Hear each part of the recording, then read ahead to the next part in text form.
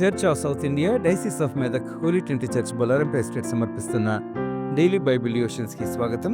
ఈ కార్యక్రమాన్ని వీక్షిస్తూ ఉన్న ప్రియమైన సంఘ సభ్యులకు మరియు దేశ విదేశాల్లోని మన సంఘ సభ్యులకు మరియు ఆత్మీయులందరికీ మన ప్రియ రక్షకుడైన యేసుక్రీస్తు ప్రభుని అతి ప్రశస్త నామమున మా హృదయపూర్వక స్వాగతం. ఈనాటి మన బైబిల్ డివోషన్స్లో మన సంఘ సభ్యులు శ్రీమతి ఎస్ శ్రీలత మణికుమార్ గారు అందించే దైవ సందేశాన్ని విందాం.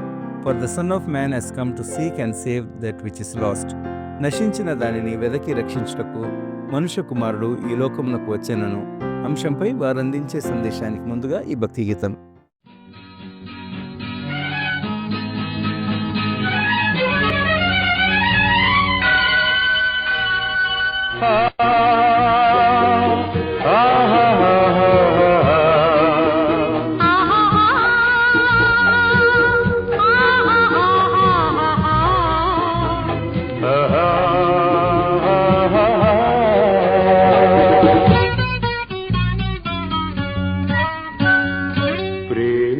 జగతికి మూలం ప్రేమే దైవ స్వరూపం, ప్రేమే నిత్య జీవం, ఆ ప్రేమే మోక్ష మార్గం.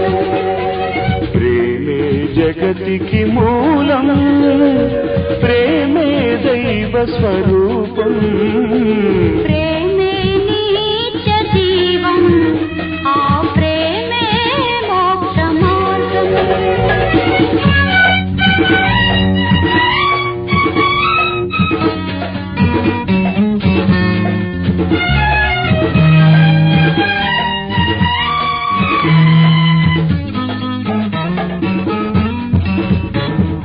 అమర్యాదగా నడువనిది, అపకారం చేయనిది, అన్నిటినీ ఓర్చునది, అన్నిటికీ తాళునది, ప్రయోజనం చూచుకొననిది, తత్పరమే కోపపడనిది, మత్సరపడనిది, డంబము లేనిది, ఉప్పొంగనిది, ప్రేమ ఒక్కటి.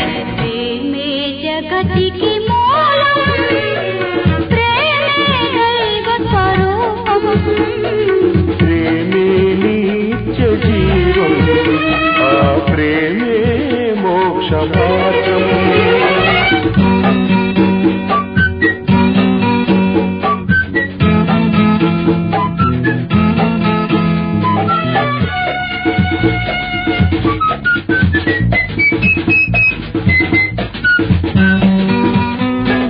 దేవుడు మనుషుల ప్రేమించి తానే మనిషిగా పుట్టాడు, పాపుల రక్షణ పరమార్థముగా సిలువ మ్రానిపై బలి అయినాడు.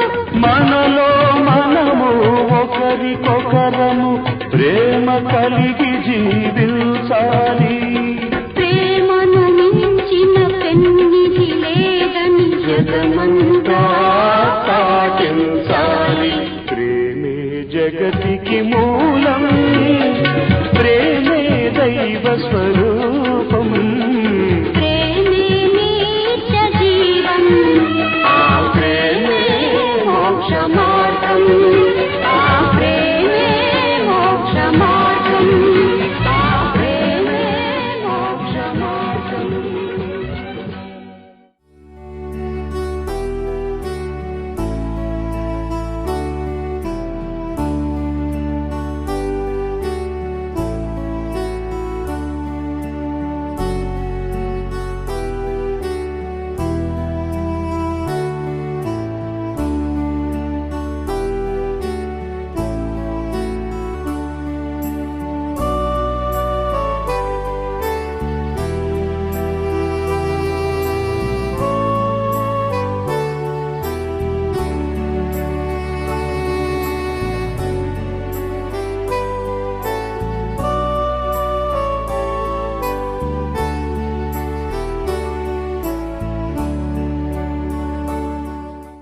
ప్రభువైన యేసుక్రీస్తు నామంలో సంఘమంతటికి శుభములు. డైలీ డివోషన్కు మిమ్మల్ని ప్రేమపూర్వకంగా ఆహ్వానిస్తున్నాను. ఈరోజు లూకా సువార్త 19వ అధ్యాయం నుండి జక్కయ్య జీవితాన్ని మనము చూసుకుందాం. దానికి ముందుగా చిన్న ప్రార్థన చేసుకుందాం. ప్రేమగల తండ్రి, దయగల మా ప్రభువా, మీ పరిశుద్ధ నామానికి వందనాలు నాయన. సర్వోన్నతుడైనటువంటి దేవుడవు ప్రభువా.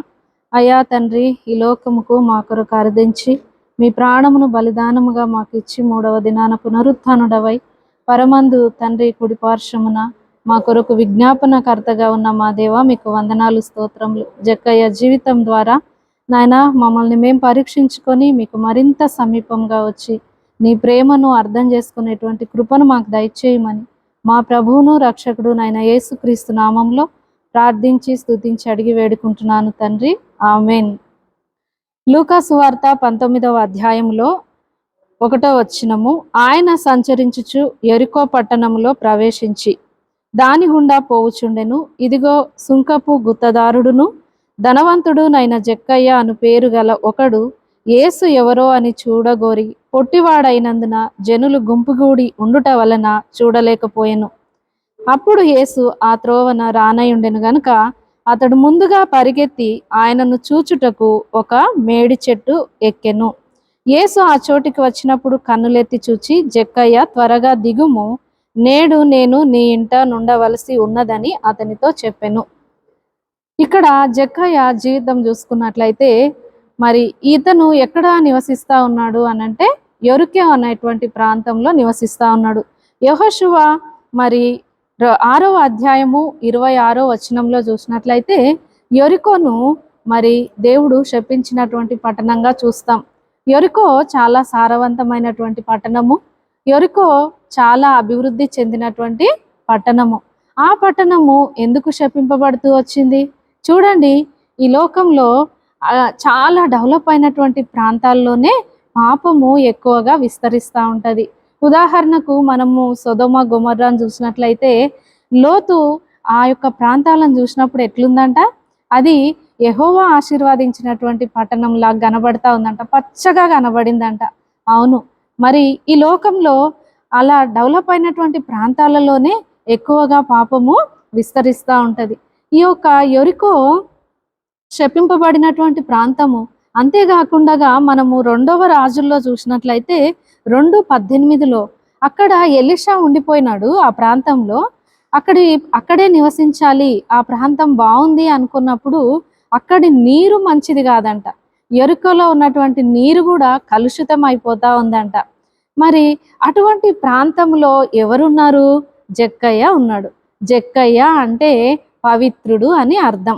జక్కయ్య పవిత్రుడే, కానీ అతను చేస్తున్నటువంటి ఉద్యోగమును బట్టి అతను మరి చాలా అన్యాయస్తుడుగా జీవిస్తూ వచ్చిండు. దోచుకునేటువంటి వాడిగా జీవిస్తూ వచ్చాడు, అబద్ధికుడుగా జీవిస్తూ వచ్చాడు. మరి సుంకపు గుత్తదారుడు, ధనవంతుడు అని చెప్పి ఆయన గురించి రాయబడుతూ వచ్చింది. సుంకము వసూలు చేయుటకు ఆ కాలంలో ఎవరిని నియమించే వాళ్ళు అంటే బాగా దౌర్జన్యంగా చేసేటువంటి వాళ్ళను, గట్టిగా మాట్లాడేటువంటి వాళ్ళను, తర్వాత భయపెట్టి కనికరము లేకుండా డబ్బును వసూలు చేసేటువంటి వాళ్ళను సుంకపు గుత్తదారులుగా నియమించేటువంటి వాళ్ళు. అయితే ఇతని హృదయంలో కూడా అటువంటి స్వభావం అంతా ఉండింది. కానీ ఇతని జీవితంలో నెమ్మది లేదు. చాలా ధనవంతుడు, డబ్బు సంపాదించాడు, కానీ ఇతని హృదయంలో ఒకలాంటి వెలితి ఉంది అనమాట. ఆ వెలితిని ఎవరు పూడుస్తారు? ఆయన ధనం పూడ్చట్లేదు. ఆయనకున్నటువంటి పేరు ప్రఖ్యాతలు ఆ యొక్క వెలితిని ఫుల్ఫిల్ చేయట్లేదు.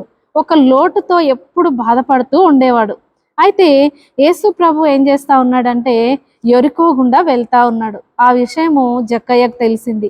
తెలిసి యేసయ్యను చూడాలి, ఆయన పరిశుద్ధుడంట, ఆయన కన్య మరియ గర్భంలో జన్మించాడంట, దైవ కుమారుడంట, ఆయనను నేను చూస్తాను, ఆయన ద్వారా ఎన్నో అద్భుతాలు జరుగుతూ ఉన్నాయి, పాపుల హృదయాలు మార్చబడతా ఉన్నాయంట, ఆయనను చూస్తే నా జీవితంలో నాకు శాంతి కలుగుతుందేమో, నాకు సమాధానం కలుగుతుందేమో అనుకొని ఆశ కలిగినటువంటి వ్యక్తిగా ఈ జక్కయ్య ఉన్నాడు.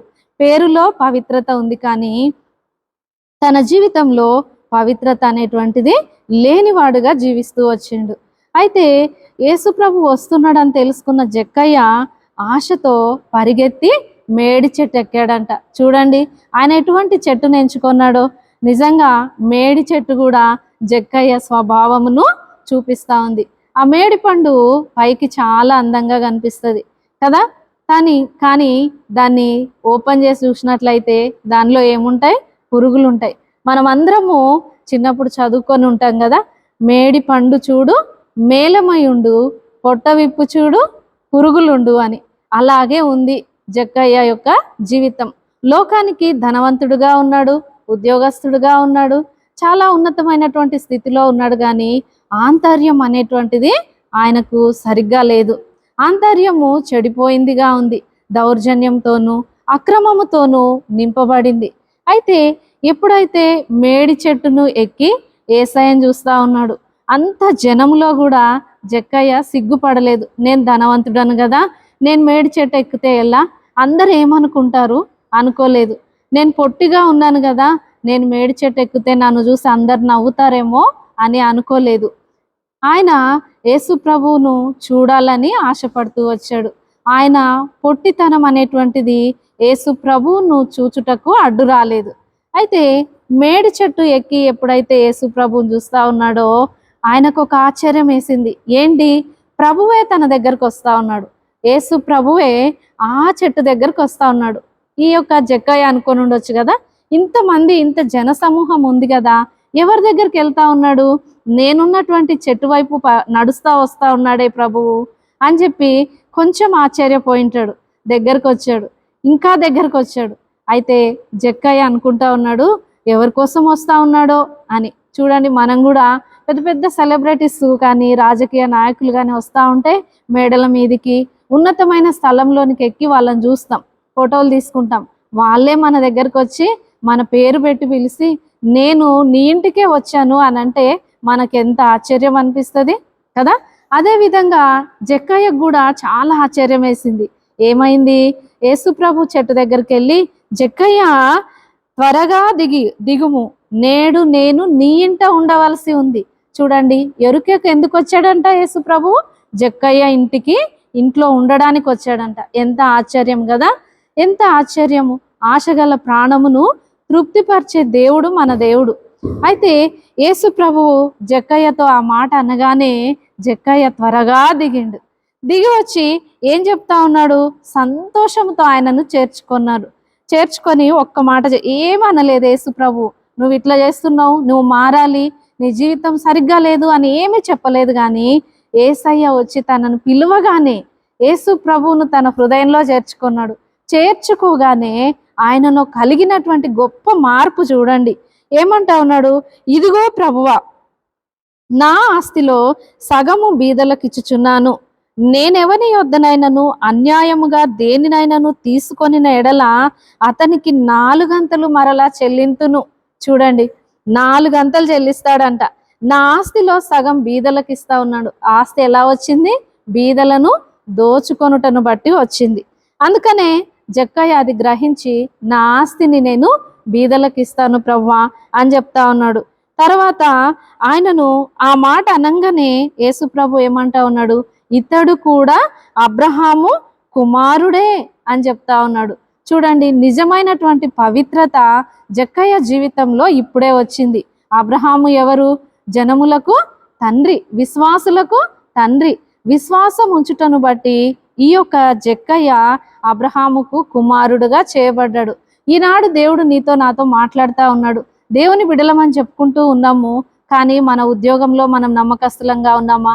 దేవుడు మనల్ని ఉంచినటువంటి స్థానంలో నమ్మకంగా మనం జీవిస్తూ ఉన్నామా?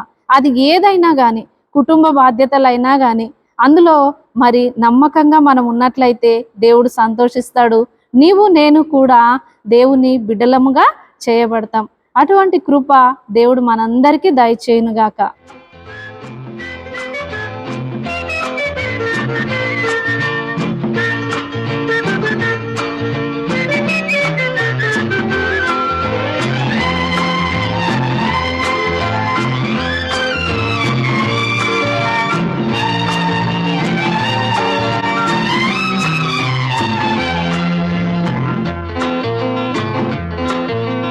రక్షణ భాగ్యము పొందండి, ప్రభు యేసుని నామమున